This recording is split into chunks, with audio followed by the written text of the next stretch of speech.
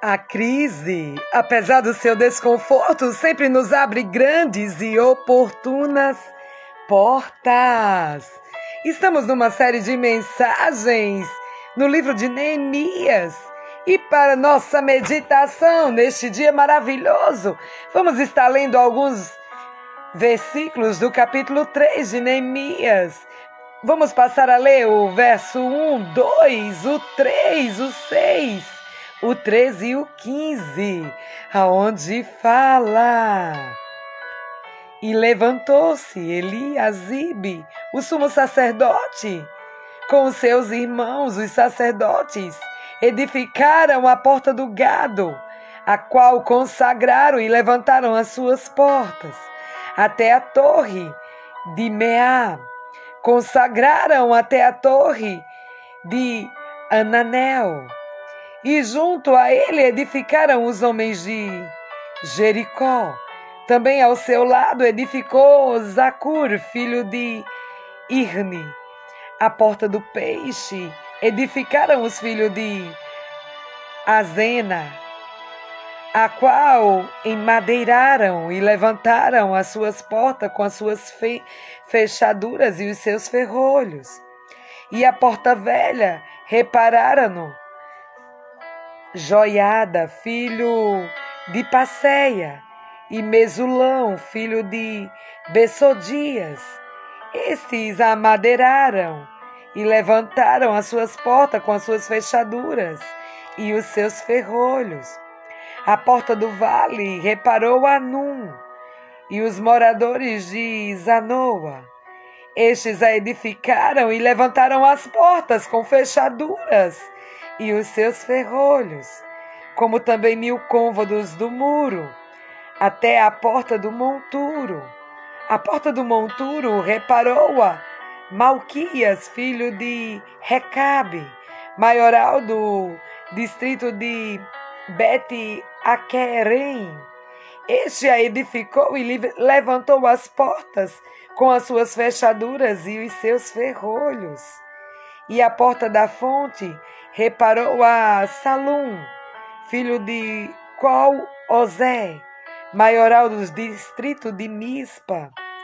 Este a edificou e a cobriu, e lhe levantou as portas com as suas fechaduras e os seus ferrolhos, como também o muro do viveiro de Selá, ao pé do jardim do rei, mesmo até os degraus que descem da cidade de Davi.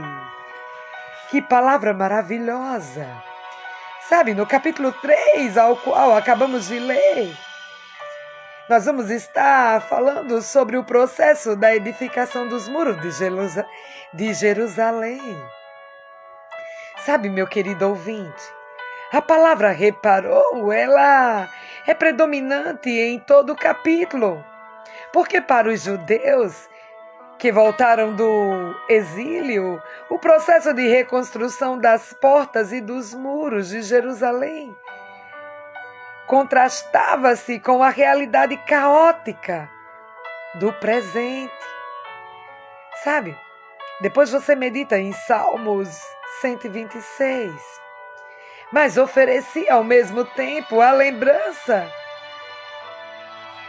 do pujante passado da cidade, sabe? Esse passado que infelizmente fora coberto pelos escombros.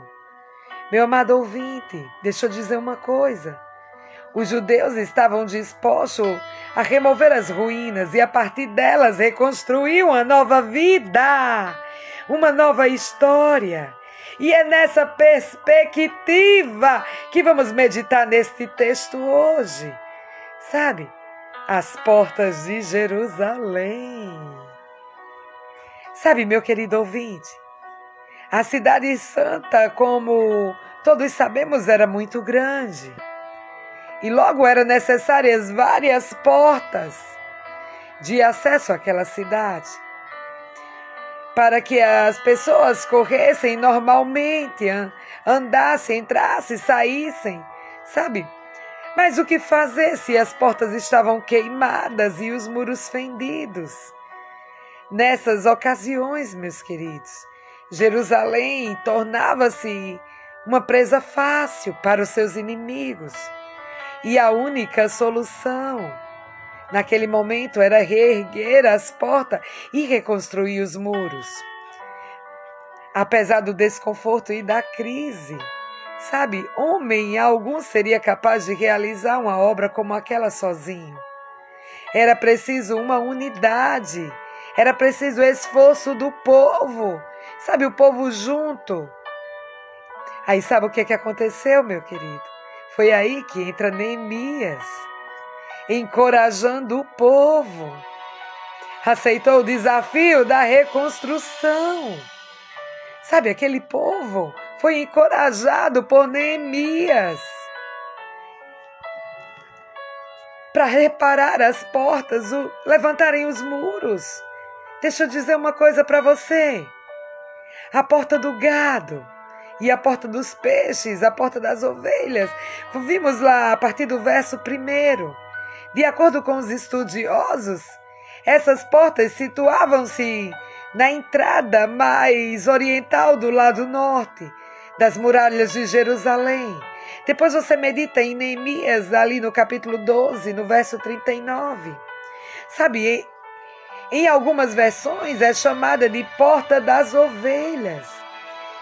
Junto a essa porta, no tempo de Jesus, havia um tanque, o tanque de Betseda, onde o Salvador curou o paralítico enfermo que havia 38 anos. Sabe, essa porta ela foi edificada pelos sacerdotes. Medite lá em Neemias, no capítulo 3, no verso 1. A porta da ovelha é uma figura de Cristo. A porta da salvação e o bom pastor. Não há salvação senão em Jesus e por Jesus. Depois você medita em Atos, capítulo 4, no verso 12. Cristo libertou-nos do pecado e da condenação eterna.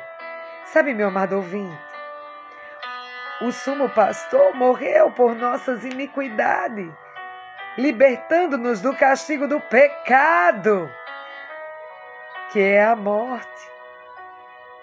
Como igreja do Senhor, devemos proclamar ao mundo que Jesus Cristo é o único caminho que nos leva a Deus. Ele é a porta da salvação. Está aberta, aproveita a oportunidade e entre. Jesus está à sua espera. Sabe, nós vimos também a porta do peixe, onde fala lá em Neemias, no capítulo 3, no verso 3, também 12:39. Não se sabe ao certo o porquê desse nome. Todavia, segundo o dicionário bíblico, o Wycliffe, o nome provavelmente veio do fato de os peixes da Galileia serem comercializados naquelas imediações. Sabe, essa porta faz-nos lembrar de que Jesus chamou-nos para sermos pescadores de homens. Você lembra que fala isso lá em Mateus, no capítulo 4, no verso 19, também no capítulo 13, verso 47 e 48. Deixa eu dizer uma coisa para você. Todo crente tem o dever de ganhar almas para o reino dos céus. Seja ele pastor, missionário, diácono, professor da escola bíblica dominical. Sabe, não podemos negligenciar a evangelização. A igreja recebeu de Cristo a incumbência de proclamar o evangelho a toda criatura. Você tem cumprido a sua missão, meu querido ouvinte? Nós vimos também a respeito da porta das ovelhas. Lembra? O Salvador Jesus Cristo como bom pastor. Enquanto que a porta do peixe lembra-nos a chamada para sairmos, para sermos pescadores de homem. Sabe, meu querido, é muito forte. Já a porta velha e a porta do vale, ela ficava localizada na parte mais antiga da cidade. A porta velha pode ser tomada como imagem da legítima doutrina cristã. Sabe, que apesar da sua antiguidade jamais será derribada, quer pelo liberalismo teológico, quer pelo pós-modernismo. Ela assemelha-se aos portões dos castelos milenares. Resiste ao tempo e jamais será tirada como ultrapassada, não vai ser tida jamais como ultrapassada. Pois, sabe, ela é imprescindível à nossa segurança. Meu querido ouvinte, deixa eu te dizer uma coisa. Sabe, a Bíblia Sagrada, de onde extraímos a nossa doutrina, começou a ser escrita há 4.000 anos aproximadamente. E nem por isso é tida como fora de moda. A palavra de Deus é para sempre. Ela é eterna. Muitos são os que procuram as portas do humanismo. Sabe, o relativismo e os seus modismos, como suas extravagâncias, até mesmo litúrgicas.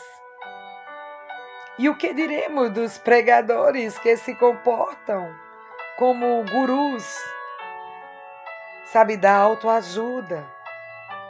Deixa eu dizer uma coisa. Zelamos pela doutrina. Você sabe por quê, meu querido ouvinte? Porque nós temos que ter cuidado com a palavra de Deus. Nós temos que ter cuidado, zelarmos pela sã doutrina, para que os mercenários não se apossem, sabe, do rebanho de Cristo. Vimos também a porta do vale, que fica lá em Neemias, no capítulo 3, no verso 13, dando acesso, sabe, ao vale localizado na parte oeste de Jerusalém. Essa porta lembra-nos humilhação, quebrantamento e contrição, sabe, na presença de Deus. O Senhor agrada-se de um espírito quebrantado e de um coração abatido.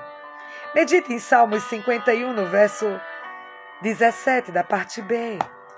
Neemias era exatamente assim. Ele tinha consciência dos seus pecados e dos erros do seu povo. Em sua oração, sabe, ele confessa: pecamos contra ti, também eu e a casa de meu pai pecamos. Depois você medita novamente em Neemias, no capítulo 1, no verso 6. Sabe, meu querido, deixa eu te dizer uma coisa. Se você deseja ter êxito como líder, humilhe-se, encoraje-se diante do Senhor. Sabe, a porta velha faz referência à imutabilidade da palavra de Deus. E a porta do vale lembra-nos da humilhação, quebrantamento e contrição que devemos manter a presença do Pai. Sabe, a porta do monturo, da fronte e a da guarda. Sabe, já quando lemos o Neemias no capítulo 2, no verso 13, também no capítulo 3, no verso 14, lá na porta, a porta do monturo. Essa porta recebeu esse nome porque o lixo da cidade era levado através dela para ser queimado no vale de Inom.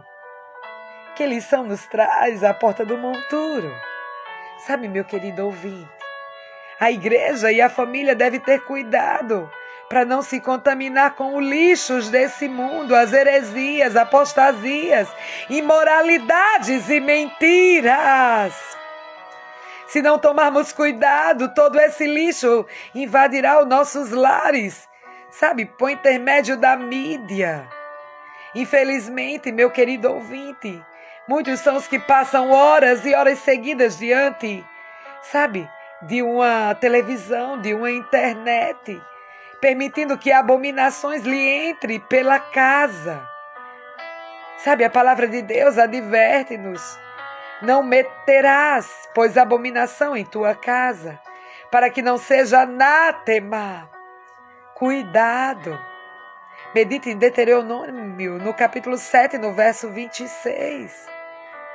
Meu querido, sabe, os programas de TV, com raras exceções, estimulam a prostituição, o adultério, a fornicação.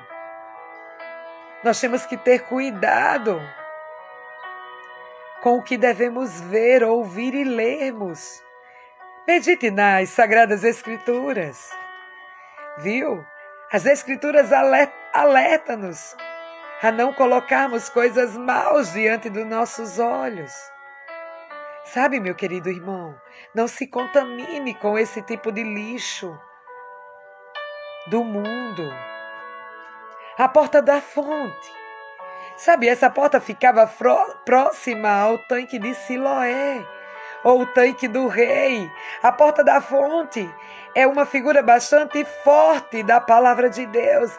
Ela nos mata de sede espiritual, limpa-nos de todo pecado e vivifica-nos a alma. Muitos já não recorrem mais a essa fonte e o resultado é sequidão espiritual. Sabe, prefere as cisternas, rotas desse mundo. Medite em Jeremias, no capítulo 2, no verso 13. Deixa eu te fazer uma pergunta. Tem você bebido regularmente da fonte da água da vida, meu querido ouvinte? Jesus, Ele é a porta da vida eterna. Sabe, mas vimos também a porta de Miquifade, ou porta da guarda, que fala lá em Neemias, no capítulo 3, no verso 31. Sabe, localizada na seção nordeste de Jerusalém. A porta da guarda, ao que tudo indica, ficava adjacente ao templo. Ela faz nos lembrar a guarda e os preceitos divinos. Inclinei o meu coração à guarda, a aguardar os teus estatutos para sempre até o fim. Fala lá em Salmos 119 e 112. Deixa eu dizer uma coisa para você, amado ouvinte. Se quisermos as bênçãos do Senhor, sabe, obedeçamos aos seus preceitos. Se os deixarmos, acrescentamos com pesadas as consequências, a miséria, a destruição. Cuidado! Assim se deu com Judá. Juntos habitaremos. Eles habitaram juntos por ignorarem a lei de Deus. Sabe, além de contemplarem a destruição de Jerusalém, amargaram um cativeiro de 70 anos na Babilônia. Sabe, o líder autêntico incentiva o povo a obedecer e a amar a palavra de Deus. Incentive ao povo a amar a palavra de Deus. A porta do monturo refere-se ao lixo do mundo, mas a da fonte, a pureza e a vida da palavra de Deus. A porta da guarda, os preceitos divinos que devem ser observados. Você está entendendo, meu querido? Nós temos que ter muito cuidado. Sabe, os muros de Jerusalém, em montão de escombros, eles representam o estado desesperador do mundo que está à nossa volta. Os que trabalham na edificação. Nós temos que ter muito cuidado. Sabe, procurar, ler sempre a palavra do Senhor, meditar na palavra, ensinar o Evangelho de Cristo.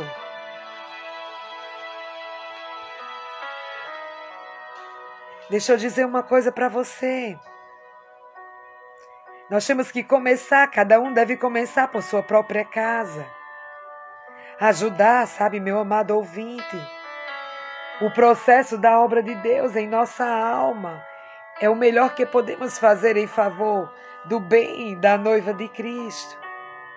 Que o Senhor possa nos estimular o coração, para que só assim possamos, ajudar outras pessoas. Temos que deixar de lado essas pequenas disputas